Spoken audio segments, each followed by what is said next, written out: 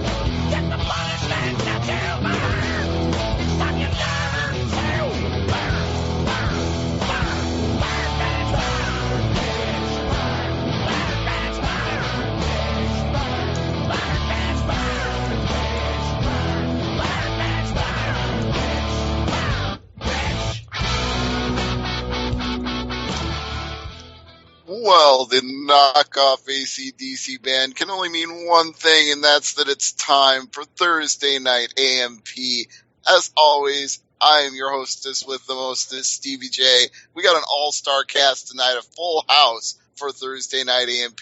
Let me start by introducing Jason Harland, a.k.a. the Great Sudoku. Hey, Angry Marks, contrary to popular belief, I am not selling my Hall of Fame Angry Marks ring this week. No, but we will be talking about that. We've got a lot of things to talk about tonight, and that's why we've got such a big panel. We've also got, from Parrot Shirt Land, the one and only Jordan J. Garber. How is everyone doing tonight around the world listening to AngryMarks.com around the world? It's going to be awesome. It's going to be a great show tonight. Good to be here. That's right. We're broadcasting live around the world, but if you're listening to the replay on iTunes, we appreciate that as well. Speaking of people you're listening to right now, let me go ahead and introduce the final member of our panel tonight, our esteemed expert on all things New Japan Pro Wrestling, who stays up and live tweets it with Jason on any given night that there's a show on. It's Abbey. Hey, everybody. Good to have you here, Abbey. Thanks for joining us again tonight. But you told me off air you're avoiding Swamp Things. So why is that exactly? No, I had a work emergency last night and had to go to Florida and, muck around in a creek and a swamp for about 6 or 7 hours in the middle of the night. But you didn't run into Sister Abigail or any of the Wyatts while you were there, right? No. Speaking of which, though. No. Yeah, there's actually a rumor out right now that they're looking to create a Sister Abigail character and put her on WWE television. So let me just start with that topic, Abby. Do you think that's a good idea? No, I don't. I mean, they've already said before, and I know that WWE is not great with consistency, but the Sister Abigail is dead. Yeah. That was kind of the beginning of the story, that she's dead. What is she going to be, a ghost? I don't know, maybe she'll be like that WCW storyline where she's in the mirror and nobody can see her except one person. Oh, God, that was so stupid. Well, Katie Vick was once dead, too. God, we don't need to go to Katie Vick. No, they never needed to go to Katie Vick. Well, producer Kelly Cav needed to go to Katie Vick, so he chimed in. But let me get everybody else's opinions on this. Jordan, what do you think? Should there be a Sister Abigail on WWE? Well, you're looking like Abby said, like in the beginning of the story, like she's dead. However, you look at the Undertaker, he's the dead man, so he always came back from death. But like in storyline, at least. But with this whole Sister Abigail thing, I don't know. I think it would kind of be cool, but it would be one of those things where it's like cool for like only like 2 or 3 weeks, and then people would get sick of it. So, I'm not a big fan of the idea. Yeah, I could see them trying to explain it as Bray Wyatt saying that she's dead to me, and that's what I meant when I said that she was dead. But it would definitely be confusing to the audience. Not that the show isn't on a routine basis, right, Jason? Well, you got to think of it this way: the audience watching story are children mostly, not doctors. They're kids. They're not going to understand anyways in the whole long run of thing. The story wouldn't make sense to the hardcore wrestling fan. The guy would be, I thought she was dead. Now she's back. Like, what the fuck? Like, it would just confuse everyone. I don't know. Well, okay. I'm still looking for Jason's take as well. So go ahead and chime in, Mr. Sudoku, when you're ready. Sister fucking Abigail, get the fook out of here. I got 3 words for that. Bring back Skinner. I'm pretty sure I ran into him last night. Steve Kern was down there, was he? In the swamps there. Oh. Wrestling with gators. Never know what you're going to find when you go to those Florida swamps. Not the Okefenokee swamp, was it? No, this was in North Florida. Okay. So, I think it's a consensus that the Sister Abigail idea probably wouldn't work, but it keeps coming up from time to time in the rumor mill. But here's what really grinds my gears tonight. It's not the idea of putting Sister Abigail on television. It's this kayfabing of injuries that's going on with WWE wrestlers where they get injured and it's acknowledged that they're injured by everybody that works there, and then they lie about it on Twitter and Tumblr and Instagram, and then they get mad at Dave Meltzer and blame him for reporting it. I'm getting really sick of this trend, and it needs to stop. I know Jordan said just a minute ago that a lot of WWE's audience is children, but none of us are. And we're all wrestling fans, and we've all been watching the product for a long time, and we know that it's a dangerous physical sport, and people get hurt performing it, so why are we pretending they're not? And I want to cite a very specific example that really made me mad this week. A couple months ago, Randy Orton was getting ready to go in for shoulder surgery. On Ric Flair's podcast, he said that Orton was probably going to have neck surgery as well because his neck was all screwed up from doing all those RKOs over the years. And Dave Meltzer reported that Randy Orton was having neck issues as well, confirming what Ric Flair said on his own podcast. Well, his neck issues cleared up over the holidays, probably because he wasn't taking a whole lot of bumps. So he doesn't need the neck surgery, at least not right now in the short term, which is good. We're happy for that. Hooray for Randy Orton to not have to go under the knife for neck surgery, even though he still needs shoulder surgery. That sucks. It's going to put him on the shelf either way. But here's what I have a problem with. He said on social media, don't believe the dirt sheets. Don't go to Dave Meltzer. He doesn't know what's going on. Everybody should go to WWE.com for wrestling news. Get the fuck out of here with that bullshit. Jason, go ahead. I can already hear you ranting. That's just complete bullshit. And at this point, with all the injuries you have, that is kind of tempting fate and making like a self-fulfilling prophecy. It's like, you better watch what you say there, Randy, or you may end up needing that surgery. It's not nice to tempt the fate when half of your roster is already on the shelf. You're going to need 1 surgery. Don't go looking for 2. And the other thing that bothers me about it is if he wants to say Dave Meltzer is a liar, that's not really okay. If he's saying that Dave got it wrong, that's one thing. But 2 months ago, he did need surgery, and his own buddy Ric Flair said so on his own podcast. So it wasn't a lie at the time. The diagnosis changed, but it's not factually wrong. Abby, am I getting too mad about this, or am I barking up the right tree here? No, I don't think so. I mean, you look at the roster, legitimately about a quarter of the main roster is out hurt. This week we found out about Paige, and Sasha Banks is supposedly injured with some MCL issues in her knee, and she told Meltzer on Tumblr to get a life. She's another one too. It's like, go on. It's ridiculous. And to think you can go to WWE.com for news, no. Hey, they don't have news. They have shit. It's not even so much straight up there, Abby. And for the guys and gals that get in the ring and do this, we're not stupid. The majority of us aren't, even though they think we are. We're going to know when you're hurt. There's no other reason for you to be out of the ring for, 2 weeks, 3 weeks, 5 weeks, 6 months.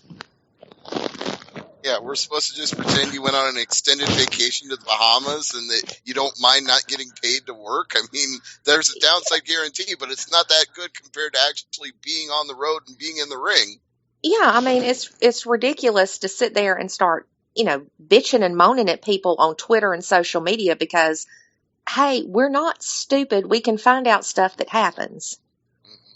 and you need an independent news reporting outlet anyway. You can't have WWE reporting on WWE wrestlers because they're reporting on what's in their own best interest and kayfabing it and not telling you what's really going on. It would be like expecting Donald Trump to be honest about himself. What do you think, Jordan?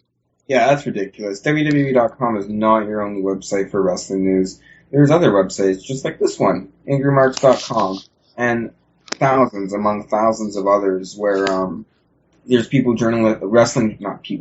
wrestling journalists just like ourselves that look on behind the scenes and learn from the experts. And people like Dave Meltzer, most of the things he's said is actually true. Dave Meltzer is with the Wrestling Observer. The guy's he's, if not one of the most popular wrestling journalists in the world. He earned that title for a reason, because he's delivering good facts. And like Abbey said, and this goes for life, people can figure out what's going on eventually. If you don't see Orton on TV in 2 months, exactly what you said, Steve. You think he's on a trip to like Caribbean? No, he's hurt.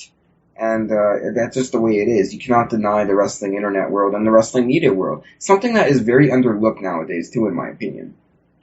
I guess the other reason it bothers me is because WWE wants us to take them seriously as a credible source of information, and yet they routinely do things like post Vince McMahon's mugshot on their website when we all know for goddamn real that he didn't get arrested. It was a storyline, and yet they're going to sell that to us as being news. It's not.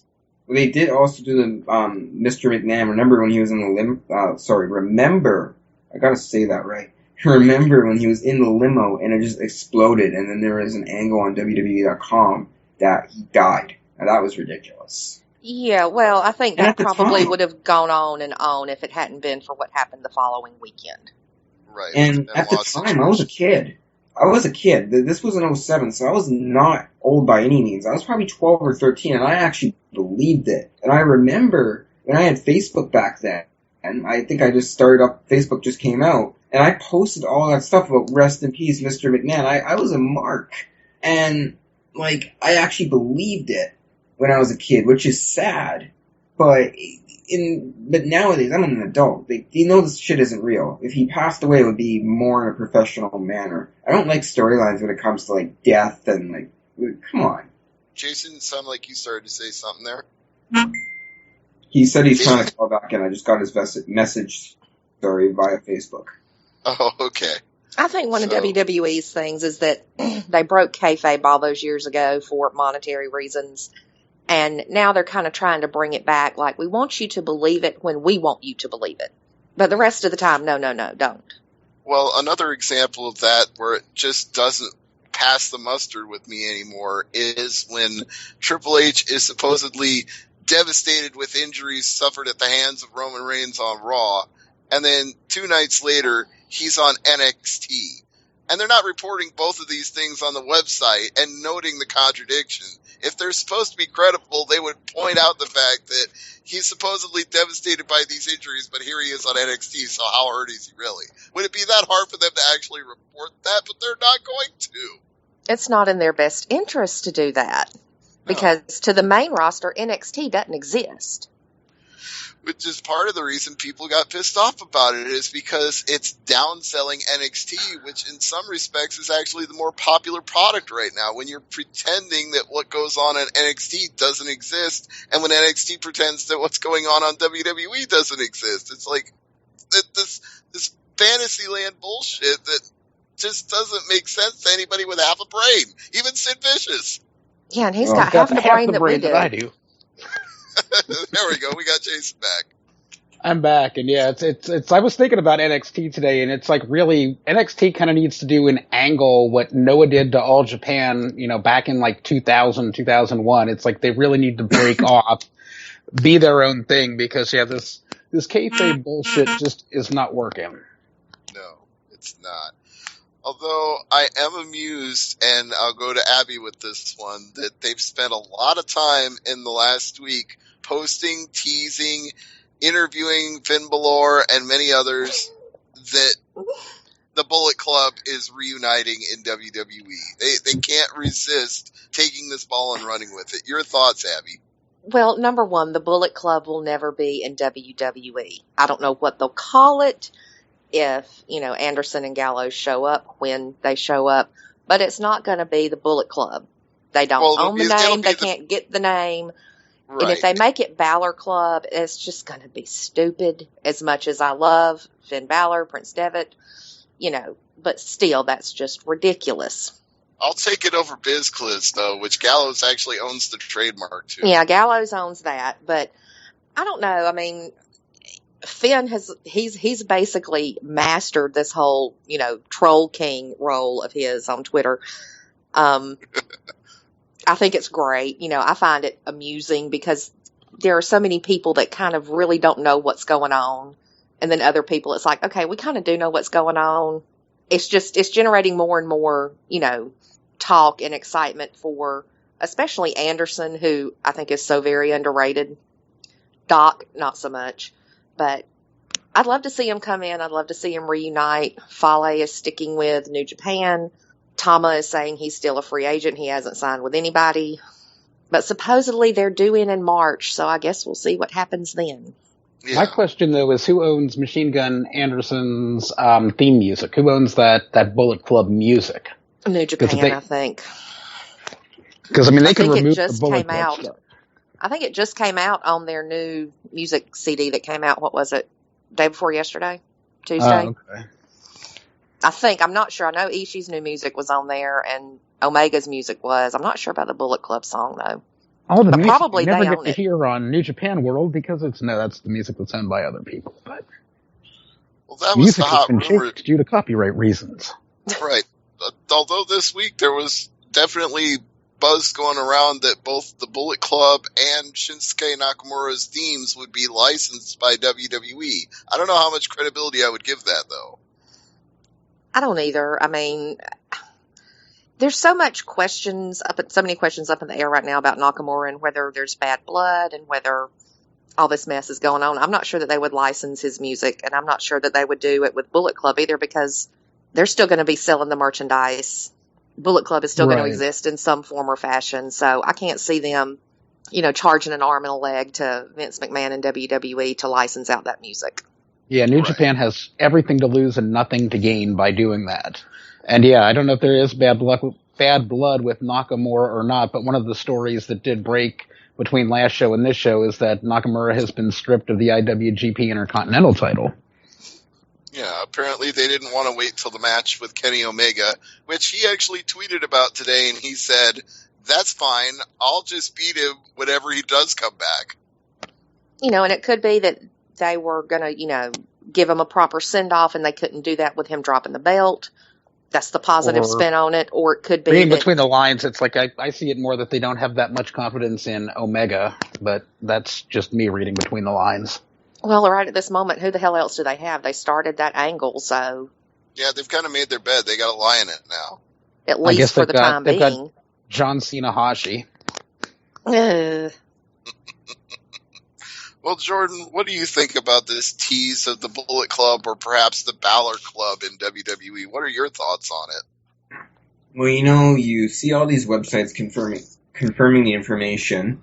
So, and as they say, don't believe everything you see on the internet. But this is on many wrestling websites around the world that they're saying that this thing's going to happen. And it's 50-50, honestly. I think 50% chance it's going to happen, 50% chance it's not going to happen. It's just really hard to tell right now. I think we're going to find out more in about a week or two. That's my guess on it. But to see the whole thing, to see them all come back, that would be great. Well, come back and debut, I guess. Some would be coming back to the company, some would be debuting. And think of it this way: who doesn't want to see AJ Styles in the WWE? WWE knows that, whether they think it or not. They know who AJ Styles is, obviously, and I think it's going to happen. I have a gut feeling, not now, but in the future, this is going to happen within the weeks. Like, maybe a few months even. In the weeks, we're going to find out more details, but in the months. And this is just my long shot pick. But I have a feeling that this is actually going to happen, and when it does happen, it's going to be excellent. I will say this much. Oh, go ahead, Abby. I was going to say about being excellent. No, it won't be. Mm-mm. Well, as long We're as they going to don't get a watered down, neutered AJ Styles that doesn't do a 450 splash, that doesn't do a springboard flying forearm. We're going to get a very neutered version of AJ Styles, which I'm very fearful to see if he'll be able to get over with the WWE crowd, given the moveset they're going to allow him to use. Well, the same thing with Nakamura. Those two, you have to wonder, can they even pass the medicals? That is true. The main thing up in the air right now. But bringing in AJ, he was the face of TNA. They won't even mention TNA. Oh, they never do. And they never will. Vince is not going to have anybody get over that he didn't make. That has been proven with all of the indie guys that have come in. All of them. You've never heard one thing about Kevin Owens being in Ring of Honor. Although his promo on Cena, he did say he's been in the wrestling for 20 years before, around that time. And he said that on Raw, but that's as close as you're going to get. Yeah, and, these guys coming in, it's great. They're big names, but they're not young guys. None of them are young. Nakamura's about to turn 35. AJ's, 38? Mm-hmm. Gallows is in his 30s. Anderson is in his mid-30s. WWE is not building new stars. They're bringing in guys that can maybe get a year or two out of really, really good. And that's only if they use them properly. Right. And when you've got Nakamura coming in February to train at the Performance Center for 2 weeks, it's like, train for what? Either you like his style and that's why you brought him in, but then let's send him to the Performance Center and make him a cookie cutter of everybody else. Well, actually, yeah, I gotta say, I have some good news on that. Sorry, Jason, I didn't mean to cut you off there, but the latest report we've got from the Wrestling Observer is that WWE believes Nakamura will not need a significant amount of time to transition to being a, quote, sports entertainer, unquote, because he's already fairly fluent in English, and he's worked in North America several times in the past, so they don't think he'll spend a lot of time in NXT or developmental. They think he'll be coming up right away. Well, yeah, I mean, that's the plan, but you watch Nakamura matches, he doesn't wrestle. He doesn't sports entertain. He wrestles with knees and submissions. Exactly. Who the hell is he going to get in the ring with in WWE that can deal with that? Kevin Owens. Well, oh my God, Jinx, we said it at the same time. Other than Kevin Owens, and they've wrestled once before. Who else? I mean, there's Cesaro, but oh wait, he's hurt. There's Daniel Bryan. Oh wait, they're not going to clear him. It's just... I could see this guy as a mid-carder. I could definitely see him as a mid-carder. See, who is a mid-carder? Yeah, the guy you literally just brought up. The guy everyone knows. He's saying Nakamura will never. This guy. He's saying Nakamura. Are you saying that he has a glass ceiling and he won't get beyond the mid-card? I don't think he will. Oh, no. But I think there's going to be a little bit of a good run for him, but he's not going to reach, World Championship. I actually think that... I think it's a long shot. And I know that physically hurts me. That physically hurts me. This is like in the top 3 of best wrestlers in the world. But if he went to WWE, they would ruin him eventually. That's the thing I'm saying. All I'm answering is that if he would show up in WWE, and I say it's highly possible, but I'm not saying I would agree with it. I think it would be terrible to the business. Okay. I think we all agree that putting Reigns, not Roman Reigns on him, but putting Reigns on him, like bridling him, is the wrong way to go with Nakamura, but they're almost going to have to because, as you point out, Abby, he's not going to be able to go in there and do what he did in New Japan Pro Wrestling. They're going to have to tone him down. And that's sad because they're interested in him because of what he did in New Japan. And they're not at that level. They're just shitty. It is the same thing that we saw, though, with Kevin Steen. They were interested in him for what he did in Pro Wrestling Guerrilla and Ring of Honor, but they're not going to let him go out there and have the matches that he had with El Generico in those promotions. They're not. And that's something I've never understood. It's like WWE wants these guys because I think they don't want anybody else to have them, but they won't let them do what got them interested in them to begin with. Yeah, that's a bunch of bullshit in my opinion. It's like, let's just hold you back and you can... I think the way they treat all these independent stars is complete bogus. How there's so much hype, and they just end up disappointing in the long run. It kind of makes me sick, to be honest, in a way. All right, everybody hold on for a second. We were all getting talked over there. I think there were some Skype connection issues, so let me go around. Let me go around real quick. Jason, we got you. All right, Abby, we got you. Yeah. Jordan? Jay Garber is here. Okay, just want to make sure that we're all connected. We're all not talking over each other at the same time. So, Jason, back to what you were saying about styles. I think we might have lost Jason. Well, Yep, Jason dropped off the line, so go to Jordan. Well, now that I already said my say on what happened before, and you guys didn't give me another question, and you randomly threw it to me, this is my golden opportunity to tell you all to follow me on Twitter at Jordan J. Garber and buy the shirt. I don't know why everybody said they couldn't hear Jason, but I could hear him just fine. Okay, can everybody hear me, or can Jason and I only hear each other? I can hear you. I can hear you. Jason is not connected to the call. I'm talking to him. But you're talking to him right now. Okay.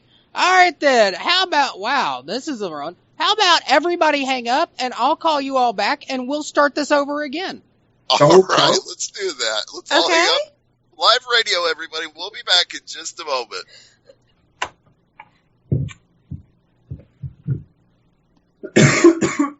Okay, everybody has to hang up. I did. Why am I still connected? I hung up. When do you want me to do that? Just kidding. Just stupid. Okay, I'll hang up. Do I have to actually quit Skype here? Because I hit hang up and I can still hear you. Okay, yeah, go ahead and quit Skype and kill it, and I will call you all back in a minute. All right, I'm quitting Skype now. Back in a minute.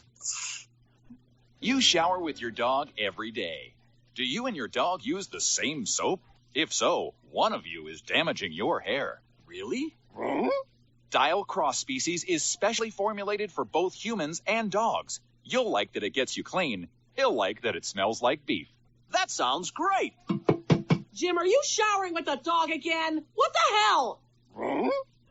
Where the hell is this guy? I ordered that shrimp 2 hours ago. Uh-oh. Looks like you should have ordered from Hurry Up Shrimp. Hurry Up Shrimp? Well, that just sounds fast. On average, Americans spend upwards of 50,000 hours waiting for shrimp over the course of their lives. When I heard that, I thought to myself, why on earth don't these guys just hurry up? So that's just what we did. Come on. No way this is the shrimp. Wow, it is. Hurry up shrimp, hurry up shrimp, hurry up, hurry up. What the hell is that? Not responsible for undercooked shrimp.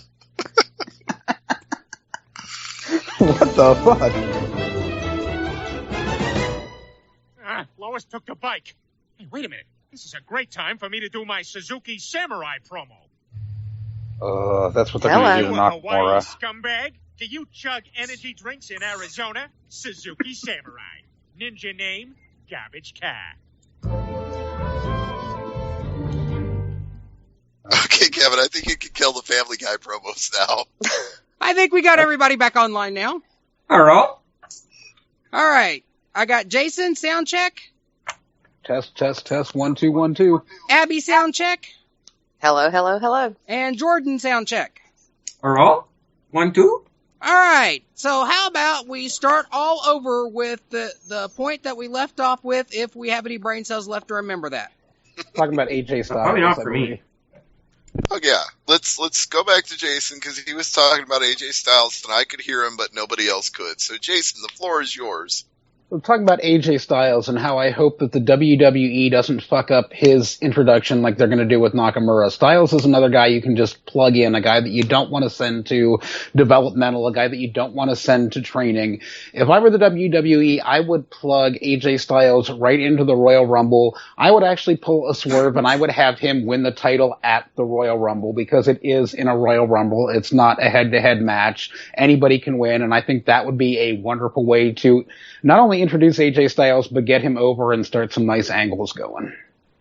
Well, let me just make a point here about Powerball. You're going to see how this connects together in a minute, but we had 3 Powerball winners yesterday, right? 3 people split $1.5 billion, correct? Sure. So even with a third of that, with a third of it going to taxes, you'd still have $300 million left over, pretty much. Yeah. So, if I had $300 million, if I had won Powerball, what I would do would be somehow create an NXT that doesn't have a WWE main roster above it. And I would scoop out all the talents like AJ Styles, Shinsuke Nakamura, Samoa Joe, Christopher Daniels, and let them be NXT without ever having to worry about being called up to WWE. Like, it would be the main brand. There would be no getting called up to Raw or SmackDown. It would be the brand itself. That would be ideal. That'd be phenomenal. And take Mauro Ranallo, too.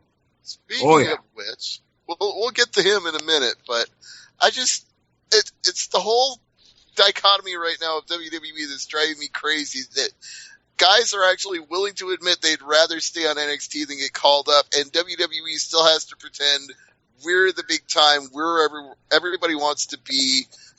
It's mind-fucking. It's just, I want to like the fact that these guys get into WWE and are in NXT and can have great matches there, but I just get scared of the fact that either A, they're better than that and they don't have to languish there because it's supposed to be developmental, or that maybe it's actually better off they do stay there because they'll end up like Tyler Breeze did on Raw, where he got a 1-month push, Vince McMahon pulled the plug, and now he's in hell. He's nowhere.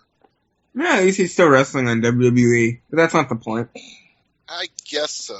I mean, yeah, if you're drawing a paycheck, it's a good thing, but isn't job satisfaction important too? If you're a guy that's been trained by Lance Storm and you know what you're doing and you can go out there and have great matches, doesn't it suck to be a jobber in dark matches on main event? Yeah, give them another 2 months. They'll start throwing them in with those Job Squad 2.0 people known as the social outcasts. Exactly. Another 3 months, he might be on this program. I mean, you look at it, the WWE, that moniker is not what it used to be anymore. It's the biggest sports entertainment organization in the world, but it's not the best in the world anymore. Well, I think New Japan pretty well proved that. I would agree wholeheartedly. Ring of Honor has better wrestling. New Japan has better wrestling.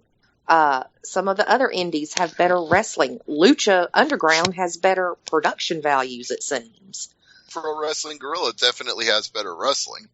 You know, and it's like, you look at WWE and it's like clown college. You know, and I didn't mean that comment about Tyler Breeze coming to the program. I mean, he's going to probably if he keeps this up, he'll get released by the company, and he'll end up being a guest on our show. That's all I meant.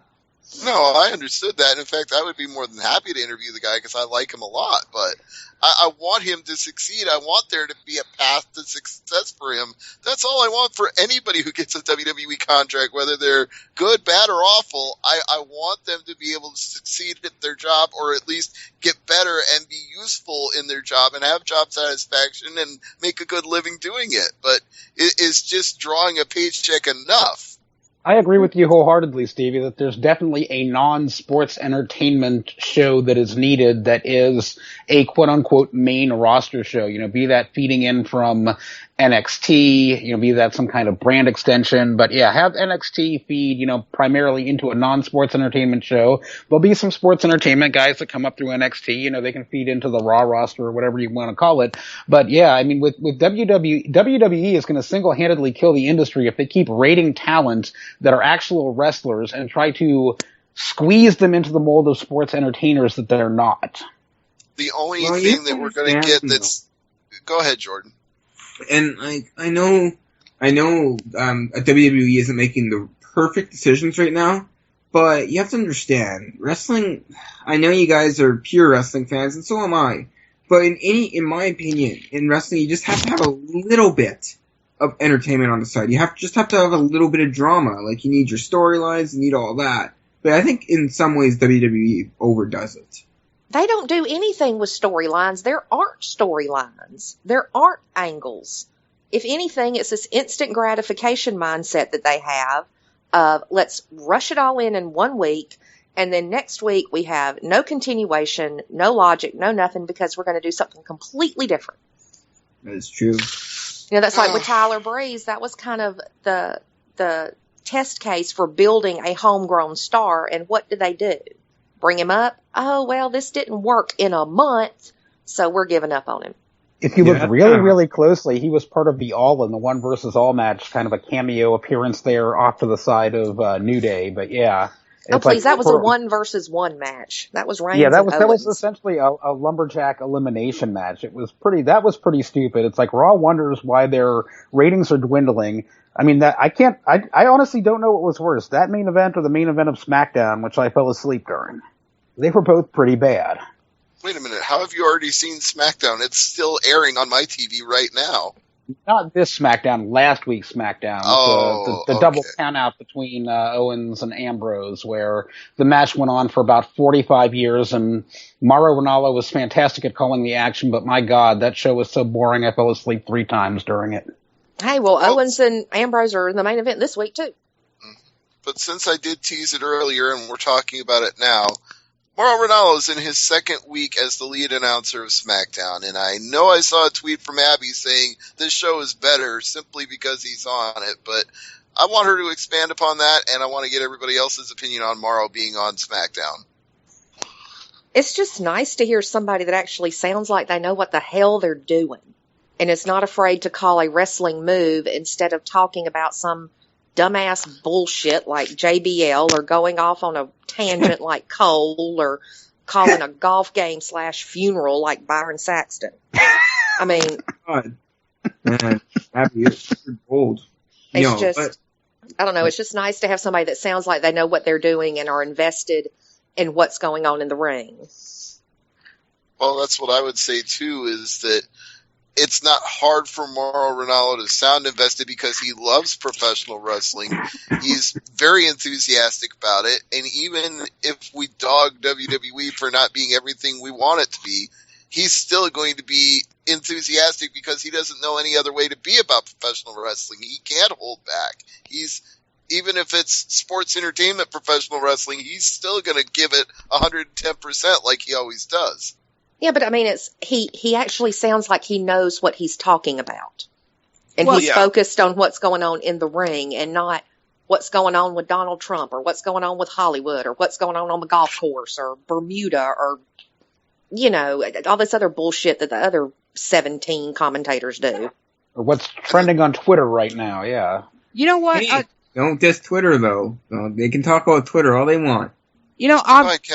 I'll throw in my voice here on it. Did you guys happen to see his WWE exclusive interview after he got through calling his first show last week? I think I probably missed that, but go ahead and tell us about it. Well, I mean, they basically just somebody stuck a microphone in his face and asked him how he felt about it. And he basically said he felt like he was home, like he was always supposed to be here because this is what he wanted to do since he was 5. He wanted to be a WWE announcer. So this has been a lifelong journey for him. So, it's great that he's so passionate about this. What really drove this home that Ranallo is right where he's supposed to be, though, and that he's the right guy for this, is he said he felt honored to call 2 title fights. Now, that you ask any other professional wrestling announcer, they'll tell you that they called, two world championship matches. He called them title fights. And that to me just sticks out particularly because it shows how much he respects professional wrestling as a combat sport. Even though it's completely kayfabe and we know it, it's all fake and it's all scripted, he gives it the same respect as he would boxing or mixed martial arts or kickboxing or any other kind of combat sport you have out there. And I think that is such a refreshing breath of air in this business right now. We don't see that. And this is what Mauro promised us. He said this when he first got interviewed about coming into WWE. He said, I'm going to be the Mauro Ranallo you know. I'm going to be the same guy you've heard on New Japan, boxing, mixed martial arts. I'm going to be myself. I'm not going to be a WWE version of Mauro. I'm going to be me. So I'm not surprised at all to hear him say he called title fights instead of world wrestling belts or sports entertainment matches. He's going to call it a title fight because that's what Mauro calls his title fights. Let's just hope it stays this way in the future and he doesn't get brainwashed into, WWE land. Well, I One see thing that the fans are picking up on it, though, because there are 2 fans in the crowd with signs that say Morrow rules. Yeah, I saw that earlier. One thing that I really liked about his debut with WWE was the way that they had him on camera being announced. I thought that was very classy, that they're kind of ushering in a new era by announcing Mauro Ranallo, showing him. He was really good. I would get Byron Saxton the hell out of there. He's not adding anything. I would take Jerry the King Lawler, put him in full heel mode. He would be great as a just heel commentator to just the straight man of Mauro Ranallo calling things. And yeah, Mauro Ranallo lends instant credibility to SmackDown. I mean, his voice sounds great. He's calling the moves. He adds credibility. Unfortunately, he can't change the product that's on in the ring. And like I said, I fell asleep 3 times during SmackDown last week. Mauro Ranallo did a good job, but what was going on in the ring was boring the hell out of me. I actually thought they'd already turned Jerry Lawler heel, because it seems like anytime Ranallo is calling the action, Lawler makes some snarky comment about it. So it feels to me like they've put Lawler in the heel role as opposed to just, I'm happy to have this guy here. He's acting like, oh my, this guy's stepping on my turf. I gotta get in my shots at him. He seems more like half-assed heel. He doesn't seem full-on heel to me. He's going in that direction, but I've seen Jerry Lawler be more heel, and that's kind of what I'm talking about, being in just full-on heel mode instead of kind of bouncing back and forth between, I'm your broadcast partner and I'm going to be your foil. Raw in the late 90s, Jerry Lawler was the biggest heel. People hated Lawler, but now everyone loves him. I don't know. I guess I never thought of him as being, I guess there was hated him. But he was I never hated him, so I understand that he was when it was JR and Lawler, they had a dichotomy where Lawler would support the heels and Jim Ross would call the heels for what they were, but I never hated Lawler for that. No. I would never hate Lawler either. I'm just saying I kind of said that in the wrong context. I think what I meant to say was that in the late 90s, Lawler was a big heel commentator. He always supported the heels. And then I think that's what I was trying to say. I apologize for that. No, that's all right. I kind of thought of him as being in that role as a modern day version of Bobby Heenan, because Heenan would always support the heels too, and Gorilla Monsoon would always call him on it, like, this guy's cheating. And Heenan would always say things like, it's not cheating if you don't get caught. He's not cheating, he's just smart.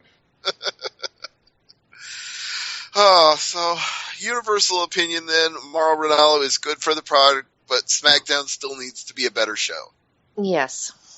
One guy cannot make one show better. It takes a group effort. Yeah. Well, they need to put in that group effort because it's on USA Network now, and it's supposed to be an A-level show. Their words, not mine. They think it's supposed to be equivalent to Raw. And in some ways, it could actually they have their A-level commentary team on SmackDown and not on Raw. I would argue that SmackDown has your A-level commentary and Raw's got your B-level commentary. And I was just about to make that same point, is that in some ways it's actually A-level just because it's an hour shorter. You don't have to sit through 3 hours to watch an episode of SmackDown. That's true. They should just move Raw back 2 hours already. Just like the old days. They're not going to, though, because they're getting paid too much money by USA Network to go 3 hours. Yeah, they won't, but I just think it would be better if they would, but they're not going to. I think eventually they're going to realize that third hour is nothing but a cancer, and either see if they can get a way to put that on, maybe make another Saturday morning show or something. But yeah, I mean, just look at it this way. How many people sit down and watch movies regularly that are over 3 hours long? You might see, 2 of them a year. WWE's asking you to sit down every Monday night and with the overrun, watch more than 3 hours. And it is just way too much for one sitting week in and week out. That's why they lose 250,000 viewers from the first hour to the third, pretty much every week. Sometimes more. Sometimes it drops off almost 1 million viewers between the start of the show and the end. That's sad. You know, what I can't figure out is why WWE hasn't figured out how to smartly book this. They know that they've got a significant portion of their audience that is not going to sit through all 3 hours.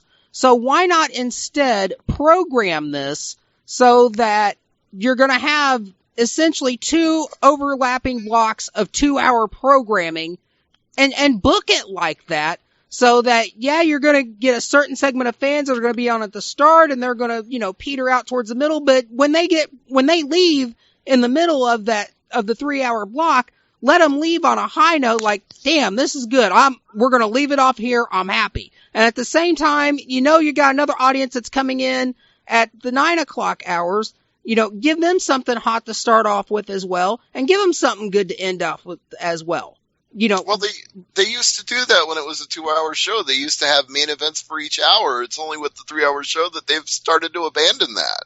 I don't understand why not do that and take advantage of it. Are you going to get, full on strength for 3 hours? No, but that's got to be better than watching your audience start out hot and then, by the end of the main event, you can see on television you got tens of thousands of people walking out. Or just sitting on their hands because they've been there for so long between dark matches, superstars, and 3 hours of Raw. They're spent. They've seen all they want to see, and they're tired, and they want to go home. I don't think Vince really understands that yet. Well, how long does he have to watch Raw with crowds that aren't reacting to anything before it starts to dawn on him? Or how many Obviously, viewers a have very, to keep very changing long the time. channel? Yeah, how far into the toilet do ratings have to go before Vince kind of wises up? And it doesn't help when you have a boring as fuck elimination lumberjack one versus all, which is essentially a one-on-one match at the end of the show, when earlier in the show you had a huge upset of Kalisto defeating Alberto Del Rio for the U.S. title, and then your main event is this boring-ass, slow-ass lead up just to get Brock Lesnar to come out, beat everybody up, and then F5 Reigns. It was just mind-boggling. All right, Jason, you just brought up something else that really grinds my gears in pro wrestling this week. And I got to talk about it. It's the fact that Kalisto won the title on Raw. That was great. It looked like they were getting a new superstar ready to move up to the next echelon. And it's the guy that's been paying his dues and been around for a while, worked his way up from NXT, worked his way up being in a tag team, the Lucha Dragons, was finally ready to take a singles title and run with it. And then they undid it the very next day on the taping. But that's not the part that grinds my gears, believe it or not. That's upsetting that they didn't even give the guy a chance. They didn't give him till the Royal Rumble. They didn't give him till WrestleMania. They didn't let him see if he could run with the ball if he got it. The part that's really upsetting to me is that WWE spoiled it on their own website. Remember, Randy Orton says, we should go to WWE.com for all our wrestling news. Well, if you had done that, you would have seen, before it even aired tonight on SmackDown, that Kalisto lost the title to Del Rio. They purposefully spoiled it on their own website, and then people got mad at me for reporting that WWE.com spoiled their own show. What did I do wrong? I didn't fucking do it. WWE.com did. Abby, I'm going out of my mind here. See? You're not the one that leaked the spoilers. You're not the one that's hot-shotting the title back and forth. I mean, as much as I hate John Cena, at least when he had the world title open challenge series thing going, at least he was defending the title every week and giving it credibility. Here I thought, okay, yeah, Kalisto, he fought his way up. He beat Del Rio. It's like, wow, amazing. He beat him on SmackDown for this title shot. He beats him on Raw to get the title. And it's like, great, they're going to build him up. He can do something. They're going to do like a Rey Mysterio type angle where they got the little mask guy, but he's got, the heart of a lion and the heart of a tiger. He's going to go over. He's going to be a strong champion. Nope. Next night, we'll just hot-shot that belt back to Del Rio. It doesn't mean anything. Oh, and by the way, we're going to spoil that on our website too. So you don't need to tune in tonight to watch that because we already told you on our website. Abby, is it spoilers when you report something that somebody else already spoiled? No. I don't understand why so many people are so surprised when WWE does stupid shit. They have been doing stupid shit for years and years and years now. This is nothing new. Well, which is the stupid shit? Them putting the title back on Del Rio after one day or spoiling it on their own website? It's all stupid. This whole 50-50 booking thing, I do not get. It doesn't help anybody. And I realize that in WWE land, wins and losses do not matter. But what was the point? Seriously. I've been asking myself that for the last couple of days, especially What was when the I started getting bitched at on my own Facebook wall about this. I'm like, yeah, what was the point? You're getting upset about something that WWE clearly doesn't give a shit about. Why do you care when WWE themselves don't? Yeah, I mean, I was it's less like, upset about you spoiling it and more upset at the result itself. what's the point with 50-50 booking? I mean, a guy gets a win, then he loses. And we should all know this by now. We should know Shawn that Michaels. Sorry, we should know go that ahead. they're just, if as soon as they win, they're going to lose, and then at the next pay-per-view, they'll get the win back. Shawn Michaels, in an apocryphal story, was once asked by an up-and-coming indie wrestler what the secret was, what was the secret to his success, and how he got to be the superstar that he was and so beloved and have all his title runs. And Shawn pulled the kid aside and whispered real close into his ear and said, "Here's the secret. Wins matter." And that's all he said, and he walked away. Shawn Michaels gets it. I mean, it's a scripted show. It's kayfabe, it's fake, it's whatever you want to call it. But we're supposed to care about the results. And Shawn Michaels had enough presence of mind, whether you like him or not, and he was often a dick about it. But Shawn Michaels knew that he had to win more than he lost because people believed in it. I will agree with you 1,000% on that. Case in point, I'm going to go to my favorite federation of all time, ECW. You have a guy like Tommy Dreamer that gets his ass whooped night in and night out and never wins. And okay, he's the consummate underdog, but he's always the underdog and he's always losing. And he's the drizzling shits in the ring to boot. So yeah, wins do matter. Look at a guy like RVD who got a lot of wins and elevated the television title to a level that was at or above that of the world title. So yes, I will agree 100%, 1,000%. Wins matter. Although with Tommy Dreamer, it became sort of a weird cult following thing. Like in ECW, Tommy Dreamer, even though he was often the guy looking up at the lights, those hardcore rabid ECW fans were like, this guy's been around since it was Eastern Championship Wrestling. This is our guy. We love this guy. Even if he's a jobber, we're going to ride with him to the death. He should have listened to Mick Foley and put on the green suspenders and went over to see Uncle Eric. Oh, good Lord. I don't know. I think in Tommy Dreamer's case, I don't know if I actually want to use him as the example because I think he was over no matter what, just because those ECW fans in that arena, in the bingo hall, wherever ECW went, they were going to ride to the death with him. To me, when I think of Tommy Dreamer and ECW, I think, I'll take them both. I'm hardcore. And how the crowd reacted to that, and that was Tommy Dreamer personified. Was as long as he was hardcore, whatever ECW fans decided that was on any given week, he was over. I'll begrudge that he was over, but he was never a credible threat, I guess is what I'm saying. All right, yes, and I will agree with you that RVD's ECW title run was arguably at some points better than what was going on with the ECW world title. And wins matter. And yeah, I mean, that's kind of what they need to do. I mean, that's really what they need to do with Brock Lesnar in WWE right now is have him be the RVD and find his Jerry Lynn, basically. You know, have somebody, and you know, if you want to make that AJ Styles, make that AJ Styles. You know, have them bring the fucking house down. Have them leave everything on the table. You want to make that Kevin Owens. Kevin Owens was hitting on Twitter that he's going to have a feud with Brock Lesnar coming up. If you want to do that, you know, make it pseudo shoot, but leave everything in the ring. You know, give it 110%. You know, make it your RVD versus Jerry Lynn type feud, because that is the type of fresh blood infusion that WWE needs right now. I would even go so far as to say, if they gave Roman Reigns the ball for real and let him run with it, and let him have, I know what you're thinking, Abby, but let me finish.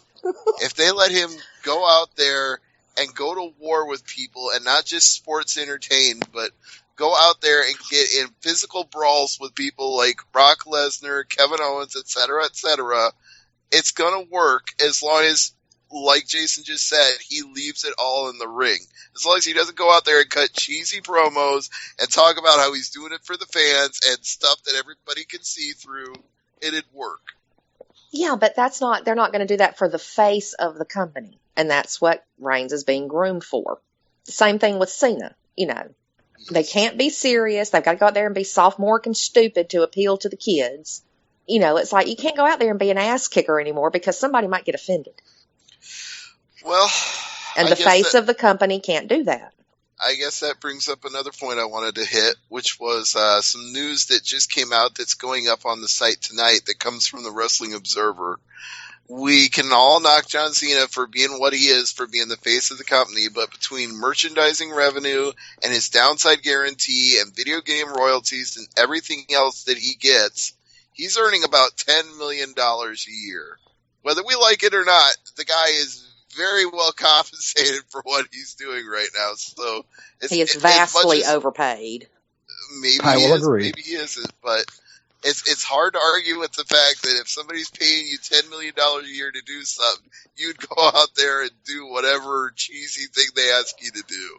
And he does, and happily. And I can't blame him for that kind of money.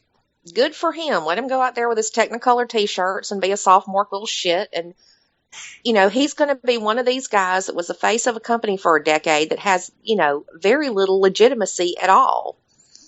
Because people can see through him. You know, even Hogan, as much as I hate that rat bastard, has more legitimacy than Cena does. And I hate to say that because I hate Hogan with a passion. You know, but he's got more legitimacy than Cena does. Because Cena's just basically a joke. Yeah, he can go have good matches, but that's more because of his opponent than anything else. If it wasn't, he would go out there and have great matches with everybody, but he can't. He doesn't. Sure, and they're trying to turn Reigns into the same thing, and it's just not going to work. Okay, sorry, Abby. I didn't mean to jump in on you. Every time I thought you were pausing, you weren't, so I apologize for that. I'm Southern. We talk slow. No, you don't. Not at all. I thought I did hear Jordan a couple of times in the background, and I was trying to get his opinion on it too. So do you think it's wrong or right for Cena to be this guy based on what they pay him? Oh, well, he's John Cena. You know, he's still the name up for himself for many years. And he's in the mid-card right now, and Abbey has a point. It's kind of ridiculous how he's still at it with the collars and everything. But hey, you know what? He's still counts as wrestling, I guess, like sports entertainment. He's going out there to the ring, and he's still doing his thing, and it looks like he enjoys it, and he's getting paid money. So I'm not going to be mad at him because I know that I would do the exact same thing if they told me to do that, and I would get paid $10 million for it. Anybody would. So there's not really a lot to get angry about. It's just John Cena's John Cena, and we all learn to accept that. Yeah, and I can't blame the guy for trying to get back from injuries as fast as he does when he's making that kind of money, because I'm sure he looks at it like every month I'm off, that's $1 million I'm not making. I'd be highly motivated to heal up quicker and get back in the ring faster if I was him too. I'm fine with him being gone. I know that. I mean, I'm not saying he's not worth it, because for everything he does, I'm sure that he more than earns the money, but it's kind of like, it's enough already. It's like, I understand what Abby's saying about, like, at some point you need integrity too. Like say the WWE were to offer me $10 million and New Japan came at me with a counter offer of $2 million.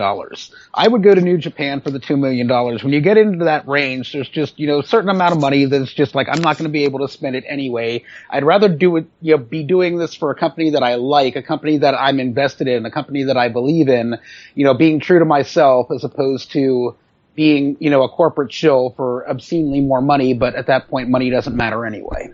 Yeah, but who knows? Maybe Cena actually does believe in what he's doing. Which, to me, just makes it all the more sad, but still. I wish I could get the kind of drugs that he's on if he actually believes that. Wow. Exactly. That's good shit, man.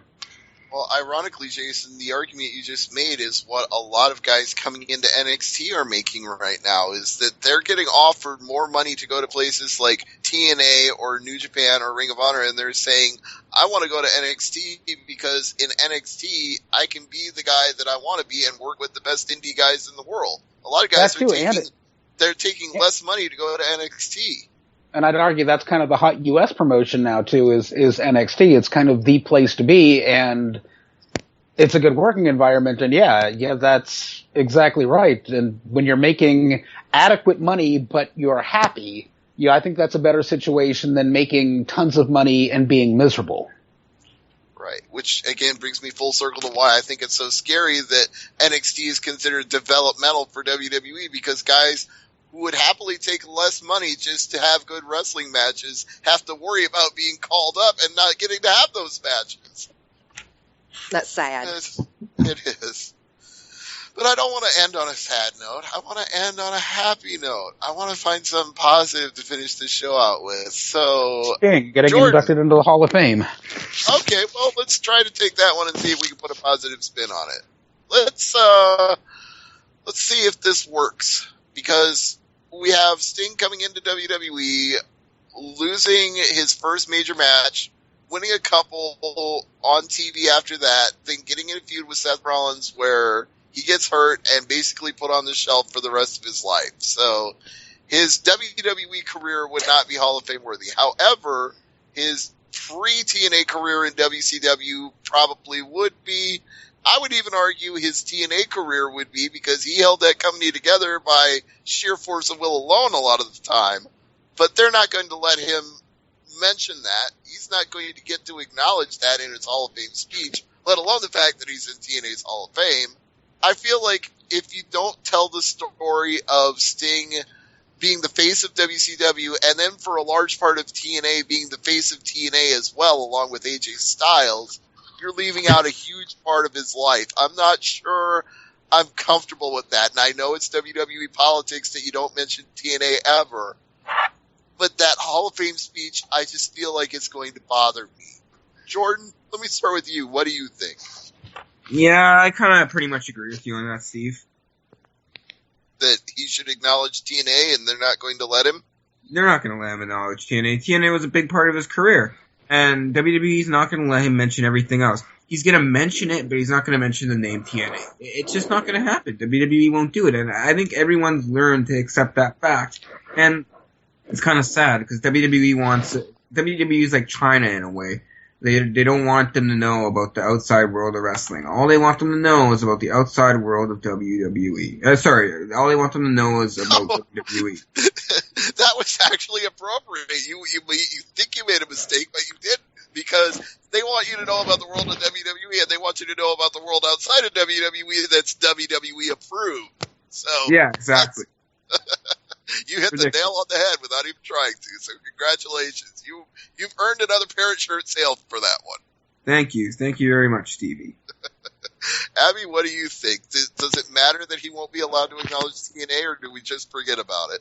No, he'll go up there and talk about his WCW career and his match with Flair at the First Class Champions, and his match with Flair at the Great American Bash where he won the title, and, WCW going out of business, and then how he wandered around in the wilderness for a dozen years trying to find himself before he made it to WWE, where he could lose every singles match he was in. Of course it matters. That's a dozen years, basically, of his career. A dozen years. It's not like he was, out literally wandering through the wilderness or sitting at home with his feet propped up. Yeah, how are we supposed to pretend that didn't happen? I bought most of those TNA pay-per-views. I know they I can answer that for you. Go ahead, Jason. I'll give my take on it. Yeah, I mean, well, first of all, I'm thinking of Heath Ledger Joker Sting, which never ever needs to be brought up. I'm also thinking about Sting in TNA, and I would argue that Sting held TNA together at a bad time. Sting was not in TNA when I would consider its heyday back in the Wednesday pay-per-view era. On top of that, when I was growing up and a kid in the 80s, there were three wrestlers that were just larger than life to me that had me a wrestling fan from the first time I turned on the television: Road Warrior Hawk, Road Warrior Animal, and Sting. Some of the things I saw Sting do in WCW back in the day as Surfer Sting, especially his feuds against the Great Muta, were just things of legend. Sting was larger than life back in the 80s, even before he got into the NWO. You could induct him on his body of work just as Surfer Sting and have a bona fide Hall of Famer. Then you add into that the NWO stuff that you have on top of that. I mean, you can even add in that whole angle of Jeff Farmer and the fake Sting and, what have you there. I even think Jeff Farmer should induct him into the Hall of Fame, but that's just... I really don't want Flair inducting him into the Hall of Fame. I want Flair to induct him, but only if he wears the Black Scorpion mask. That was awesome. And have Ole over in the sidelines. Yeah, Ole in the sideline going, Sting, welcome to the Hall of Fame. It's been a long time since you had Blade Runners. Oh, yes. You know me. We're going to induct you into this Lord. hall, and then we're going to bring out the Shock Master. Yes. Yes. Oh, Lord. I don't want to see Flair do it, though. I mean, I know that they have this huge history and everything, and I was there for every single minute of it. But I don't know. I think Luger would be a better choice. Thank you. I said the same thing. I said this I don't earlier like this Lex week. Luger as a person, though. It doesn't matter if you like him as a person or not, because I outside don't of like the him as ring, a person, but but outside of the Fuck ring, he email. and Sting were best friends. They were road buddies. They were compadres. They saw eye to eye. they were tag team champions together. They, you know. Right. They were taking on the Outsiders the night the NWO was formed, along with Randy Savage. They were the three men who were taking on Hall and Nash, and then all of a sudden Hulk Hogan comes out as the third man. So yeah, it's history right there. And I think real life friendship matters when you're being inducted into something, whether it's a completely kayfabe Hall of Fame or a totally prestigious and real Hall of Fame. You should be inducted by the people who are most important to you in your life. And I think Luger is probably a lot more important in Sting's life than Flair. Flair was more influential in his career, but Luger had a bigger footprint on his life. Left a bigger mark that way. But it'll be Flair doing it. Of course it'll be Flair doing it. Hell, I wouldn't even mind seeing Rick Steiner induct him in, because they've been friends since Sting even started in the business. This is true as well. Back in the old UWF days. Hell, if Eddie Gilbert was alive, I'd prefer to see him do it.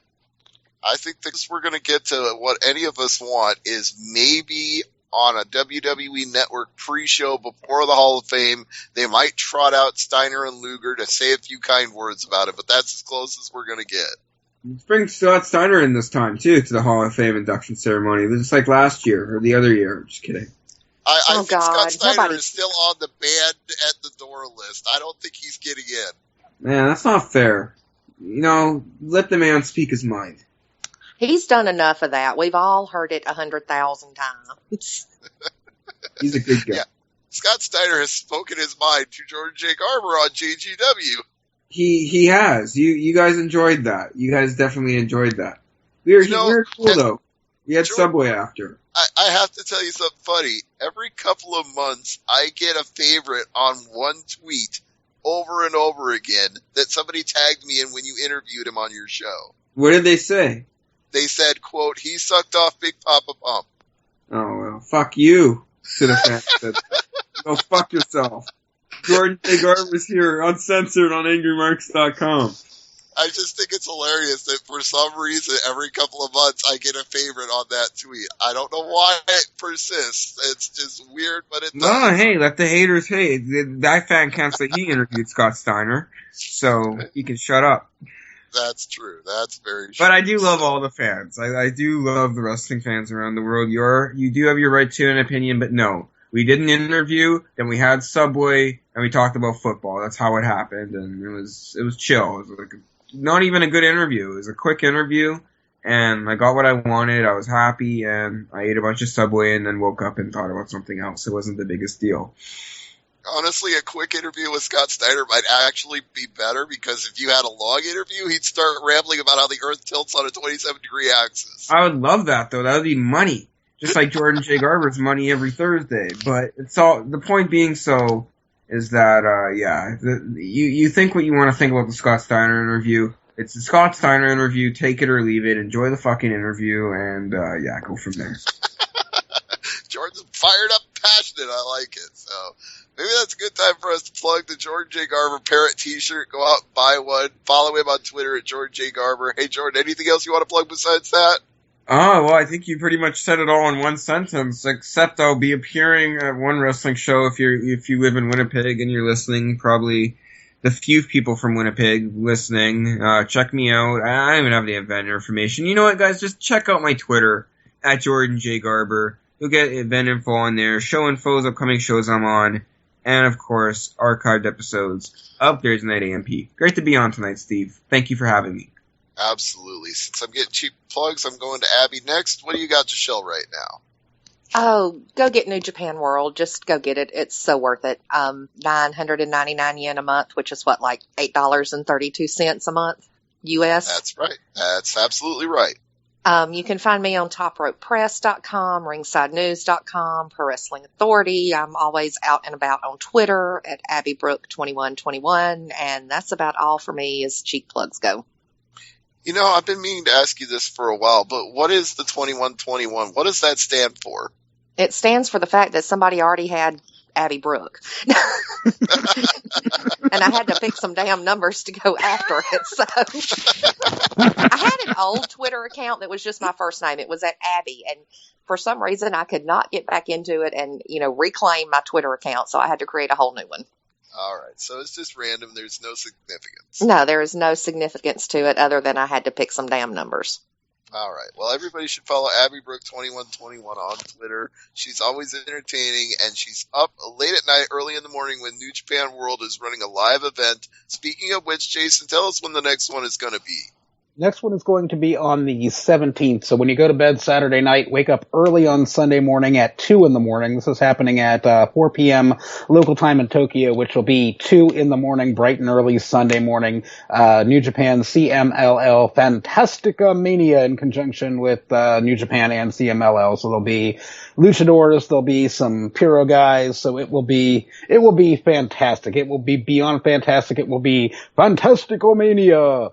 Some other cheap plugs I want to throw in here, voicesofwrestling.com/forum. Check out their international wrestling forum, especially the new show link sticky. If you want to see really obscure Japanese wrestling, I'm talking Big Japan, I'm talking about Noah, I'm talking about Freedoms. You want to see that stuff, that's where you go to see that. One last cheap plug that I want to throw out there too, a channel on YouTube by a guy named Epic Sponge. One word, Epic Sponge. If you're into the British sport of snooker, the same day the matches are played live, he puts up HD full snooker matches that can range from an hour to like 4 hours. So check out Epic Sponge on YouTube. You know, this is probably the most random segue we've ever had on this show. Maybe, maybe not, but it does seem like it to me as I talk about it right now. I once watched a snooker player on YouTube. You probably know his name. I don't off the top of my head, but his gimmick was he had tremors in his hands, so he had to drink excessive amounts of alcohol in order to be able to play.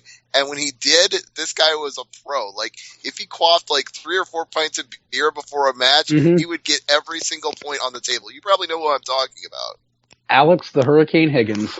Indeed, that is the guy. And it was just amazing watching some of those matches on YouTube and thinking he's completely bombed out of his skull and he's making shots I couldn't make in a million years. Yeah, back in the late 70s and early 80s when they let you drink alcohol there. Yeah, there's a famous clip of him on YouTube you can find where he's like in the middle of taking a shot and he yells out, "I want a lager, get me a lager." And they bring him a lager and he drinks it and makes the shot. And sadly he passed away not too long ago, but he was a great player. They don't drink alcohol anymore, but it's still a really fun game to watch. It's played on a 12-foot by 6-foot table, huge table, smaller pool balls, smaller pockets, smaller cue sticks. It's an amazing sport of skill to watch. It's one that I actually want to learn, but I don't think there are any regulation-sized tables where I live, so I'm not sure how I'd ever get the chance to, but it is a lot of fun to watch. But yeah, I have picked up the rules by watching it, and I own a set of snooker balls, but I've only played with them on pool tables because, yeah, there's no regulation-sized snooker tables that I found anywhere in the city here. Well, I guess that's what we'll have to do if we win the Powerball. We'll all go to England and we'll play some snooker over there. What do you say? Sure. Oh, one more cheap plug that I did want to give out. I wanted to thank Adam Pac-Man Jones for not staying with TNA because by coming back to the Cincinnati Bengals, he helped the Steelers get over this week. So way to go, Pac-Man Jones. Don't go back to TNA anytime soon. No, fuck you, and finally, fuck you, and fuck Adam Jones too. By God, I mean, they're talking about firing Marvin Lewis. No, fire Adam Jones. That was just fucking ridiculous. Somebody who's been in the league as long as he has should have known better than to do that. And if you've got that reckless a player on your team, get the fuck rid of him now. Well, fire Burfict too while you're at it for causing that concussion that drew the first penalty. Well, I mean, it's bad. I don't think he necessarily did that because he was reckless or because I just don't think Adam Jones cares. Well, Burfict didn't care because he drew the targeting personal foul, and then Jones drew another one for going out there and bumping the ref while arguing with him about the first call. So, I'm sorry, Kevin, but in my mind, the Bengals deserved what they got at the end of that game for two guys acting like complete idiots. I'm not arguing that. I mean, they clearly shot themselves in the foot. That last 90 seconds of that game was just fucking ridiculous. All you had to do was just carry the ball twice and then hit your victory formation and you're done. And they just botched it as badly as it could be botched. But I just feel sorry for the Bengals. I mean, because they're a really good, solid team year in, year out. But they're a hard luck team because it's 7 playoffs in a row that they haven't won a game. I know. The sad truth is that the Browns have won more playoff games in the same time span that Cincinnati has not. I'm willing to bet the Chicago Bears have won more playoff games. Cincinnati Bengals, king of one and done style. But the Cincinnati Bengals are the new Buffalo Bills. But you know, Buffalo actually made it to the Super Bowl 2 years in a row. 4 years in a row and lost all Is that of what them. It was? They lost 4 in a row. Wow. But hey, at least they made it there. That's why Ice Cube has the line in the song Wicked, I'm the one with the fat Matt skills, and I won't choke like the Buffalo Bills. Wow, I have not heard that line in ages. that stuck with me ever since the first time I heard him say it, because it's one of those, ooh, burn lines, because it's true. Yeah. Although the farther you get from the early 90s, the more relevance it tends to lose. I don't know. I guess because I grew up with it, it'll always be funny to me. Just like watching the Bills lose every single time was always funny to me. If there are any Bills fans, I apologize. I actually rooted for him back in the 90s. I liked the Jim Kelly, Thurman Thomas, Bruce Smith teams. They were awesome. They should have won Super Bowls, but yeah, they Cincinnati Bengaled those chances away. Well, let's not Cincinnati Bengals our audience away. We know it's time to wrap it up and go home. So thank you again to Killer Kev for producing, for Abbey joining us, for Jason always being here on my side, and for Jordan J. Garber being Jordan J. Garber like only Jordan J. Garber can be. Thank you one and all. Thank you for listening to Thursday Night AMP. We hope you enjoyed the program, and will join us back here next week. Good night, everybody.